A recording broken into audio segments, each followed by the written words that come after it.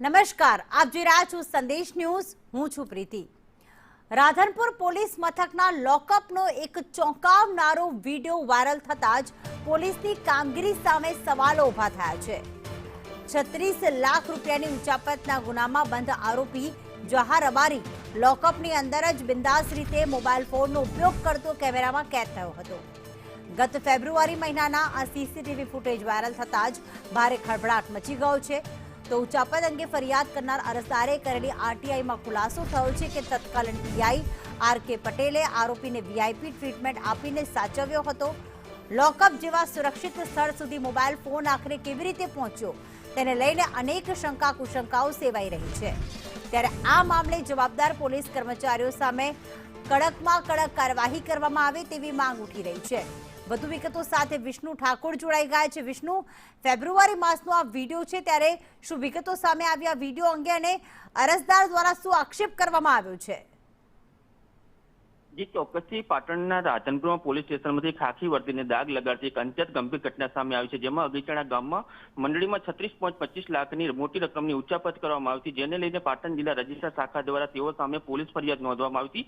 જેને લઈને આરોપી જહાબી રબારીને રાધનપુર પોલીસના જેલના સળિયા પાછળ તો ધકેલાયો હતો, પરંતુ લોકઅપની અંદર તેને કાયદાનો પાઠ ભણાવવાના બદલે વીઆઈપી ટ્રીટમેન્ટ આપવામાં આવી હતી. તેને લઈને અગીચણા ગામના ખેડૂત છે અરજદાર શંકરભાઈ દ્વારા રાધનપુર પોલીસ સ્ટેશનમાં એક આરટીઆઈ કરવામાં આવી હતી, જેમાં અરજદારે આરટીઆઈમાં મારફતે મેળવેલા લોકઅપના સીસીટીવી ફૂટેજ વાયરલ થતા સમગ્ર સત્ય સામે આવ્યું છે. જેમાં વાયરલ સીસીટીવી વિડીયોમાં સ્પષ્ટપણે જોઈ શકાય છે કે આરોપી મંત્રી જહાબી રબારી લોકઅપની અંદર કોઈ પણ જાતના ડર વગર બિંદાસ રીતે મોબાઈલ ફોનનો ઉપયોગ કરી રહ્યો છે. આ મામલે સીધો આક્ષેપ છે કે રાધનપુર પોલીસ સ્ટેશનના જવાબદાર પોલીસ કર્મચારી દ્વારા લોકઅપમાં સાચવવામાં આવ્યો હતો, તેને તમામ સુવિધાઓ પૂરી પાડવામાં આવી હતી.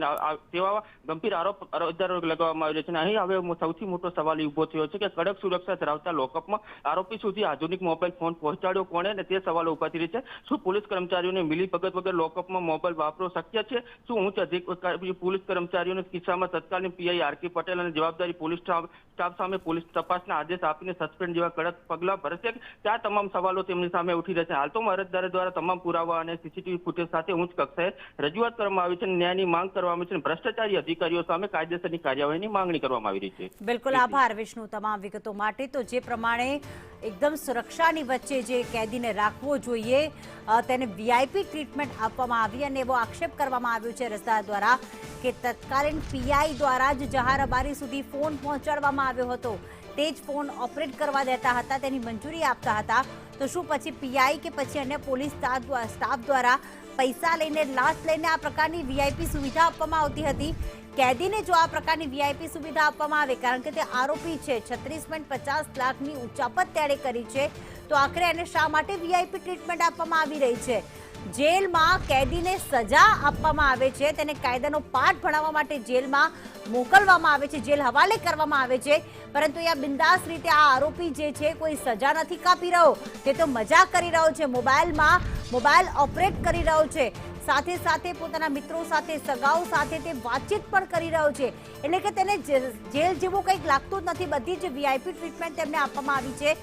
પૈસાના જોરે એવું પણ થઈ શકે, ન માત્ર ફોન પરંતુ બીજી સુવિધા સાથે સારું ભોજન પણ તેણે લીધું હોય. કદાચ એ વખતે પોલીસ કર્મચારી શંકાના દાયરામાં ન આવ્યા હોય, પરંતુ ફેબ્રુઆરી માસનો આ વિડીયો વાયરલ થતાની સાથે જ પોલીસ કર્મચારીઓની જે કાયદાના રક્ષક છે તેમની કામગીરી ઉપર અહીંયા સવાલ ઉઠેલા છે. માત્ર અરજદારે જે પીઆઈ પર આક્ષેપ કર્યો છે, તત્કાલીન પીઆઈ પર, માત્ર શું એ જ જવાબદાર છે કે અન્ય કોઈની પણ સંડોવણી હતી કે કેમ, તે પ્રકાર